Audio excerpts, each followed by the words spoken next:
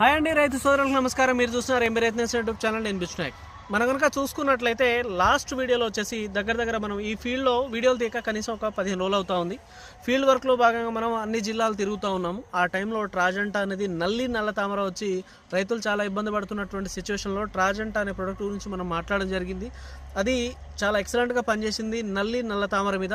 అన్ని ఏరియాస్ తిరిగి మీకు రైతుల ఫీడ్బ్యాక్ కూడా తెలియపరచడం జరిగింది. వాళ్ళ మిరప పంటలు ఎలా ఉన్నాయి, కాప్ సెట్టింగ్ ఎలా జరుగుతూ ఉంది, దాంతోపాటు ట్రాజెంటా ఎలా పనిచేసిందో చూపించడం జరిగింది.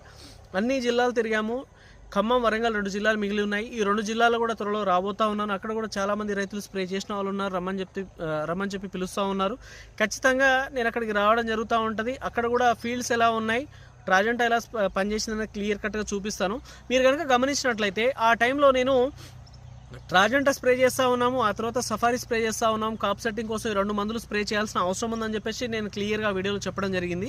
చెప్పిన విధంగానే మనం ఫస్ట్ ట్రాజెంటా 2వ డోస్ స్ప్రే చేసాము. అంతకుముందు ఒకసారి చేసాము, ఆ తర్వాత 15 రోజుల క్రితం ఒకసారి ట్రాజెంటా స్ప్రే చేసాము. అది స్ప్రే చేసిన ఇమ్మీడియట్గా ఒక 5-6 డేస్ తర్వాత సఫారీ స్ప్రే చేయడం జరిగింది. సఫారీలో మనకి సఫారీ అండ్ గ్రోవెల్ 2 బుడ్లు ఉంటాయండి. ఇది వచ్చేసి మనకి మేజర్గా దేని మీద పనిచేస్తూ ఉంటుందంటే కాప్ సెట్టింగ్ కోసం.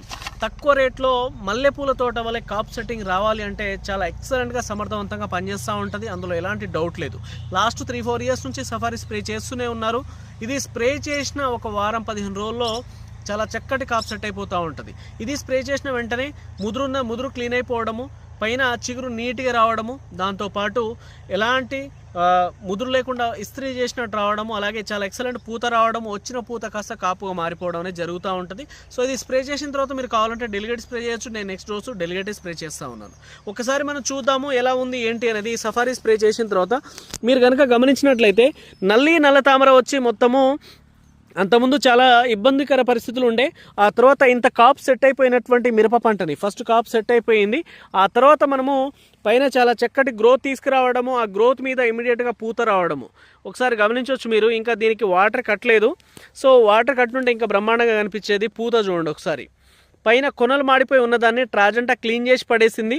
ఆ తర్వాత మనకి ఇమ్మీడియట్గా ఏదైతే ఉందో మనం సఫారీ స్ప్రే చేయడం వల్ల మనకి గ్రోత్ రావడము, ఆ గ్రోత్ మీద ఇమ్మీడియట్గా పూత అనేది కనిపిస్తూ ఉంది. సో ఇలాంటి కండిషన్స్ ఉన్నాయి. ఈ టైంలో కాప్ సెట్టింగ్ కోసం ఖచ్చితంగా ఒకసారి సఫారీ స్ప్రే చేయండి. సఫారీ కనుక స్ప్రే చేసుకోగలిగితే చాలా చక్కటి కాప్ సెట్ అవ్వడానికి అయితే అవకాశం ఉంటుందండి. ఒకసారి చూడండి, పూత పిందే వస్తూ ఉంది. ఆల్రెడీ ఒక కాప్ సెట్ అయి ఉంది, కింద పండు పండింది. ఇది తెంపియాల్సిన అవసరం ఉంది. ఇది సో ఖచ్చితంగా ప్రతి రైతు మిత్రుడు ఒకసారి ఈ టైంలో కాప్ సెట్టింగ్ కోసం సఫారీ స్ప్రే చేసుకోండి. Thank you.